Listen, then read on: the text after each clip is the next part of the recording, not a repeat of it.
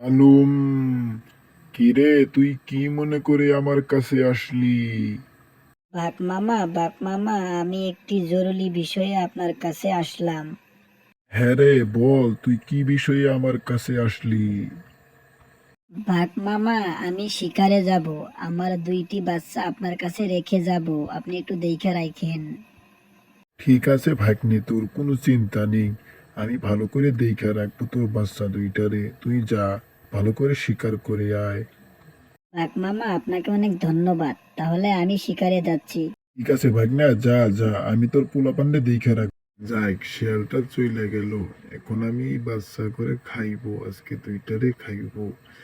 যে একবারে তো দুইটারে খাওয়া যাইব না, প্রথমে আমি একটারে খাইবো। একটারে খেয়ে শান্তি করে তারপর আরেকটা খাবো। তারপরে শয়তান বাঘ শেয়ালটাকে খেয়ে ফেললো। তার কিছুক্ষণ পরেই তার মা আসলো। বাঘ মামা, আমি তো শিকার থেকে চলে এসেছি। আমার একটা ছানা, আরেকটা ছানা কই? এই কি বলিস? একটা তো তোর পিছে পিছে তোর সাথে চলে গেল, তুই কি দেখিসনি? তুই তো নিয়ে গেলি সঙ্গে করে, আর একটা আমার কাছে রেখে গেছিস। মিথ্যা কথা বলিস কেন রে তুই? তুই তো অনেক বাজে দেখতে পাচ্ছি আমি। তুই অনেক খারাপ দেখতেছি রে। আপনি যখন দেখছেন আমার পিছে পিছে যাচ্ছে, তখন আপনি কিছু বলেন নাই কে, হ্যাঁ? এ ভাগ্নে শোন, তোর বল তোর পিছে পিছে গেছে, আমি কি বলবো? আমি জানি তুই তাকে শিকারে নিয়ে গেছো, সেই জন্য কিছু বলি নাই। মামা থাকেন, তাহলে যাই।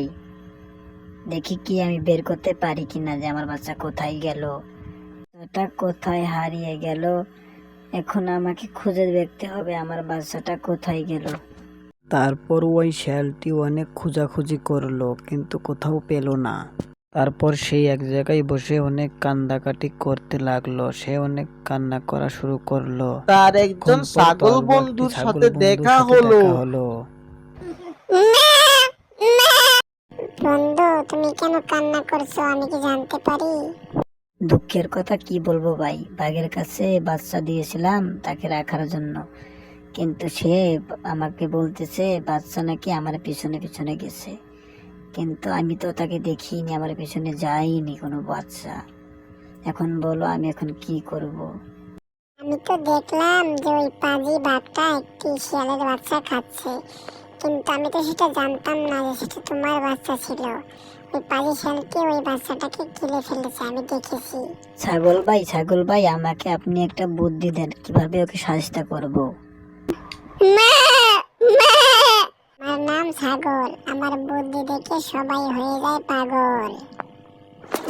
একটা মরা খরগোশের ভিতরে বিষ মিশিয়ে তারপরে ওটা ওকে দিবে খাওয়ার জন্য, বুঝতে পারলে? ছাগল ভাইয়া, আমি ওকে এইভাবেই তিলে তিলে শেষ করে দিব। তারপর শিয়ালটি একটি খরগোশকে মেরে ওর ভিতর বিষ মিশিয়ে দেয়। তো বন্ধু, আজকে এই পর্যন্তই। পরবর্তী পার্ট নিয়ে আবার আপনাদের মাঝে চলে আসবো। তো এখনও আমাদের চ্যানেলটি যারা সাবস্ক্রাইব করে নেই, অবশ্যই চ্যানেলটি সাবস্ক্রাইব করে দিবেন এবং পাশে থাকা বেল আইকনটি বাজিয়ে দিবেন, কারণ সবার আগে ভিডিও আপলোড করার সঙ্গে সঙ্গে যেন আপনাদের কাছে যায়। ধন্যবাদ।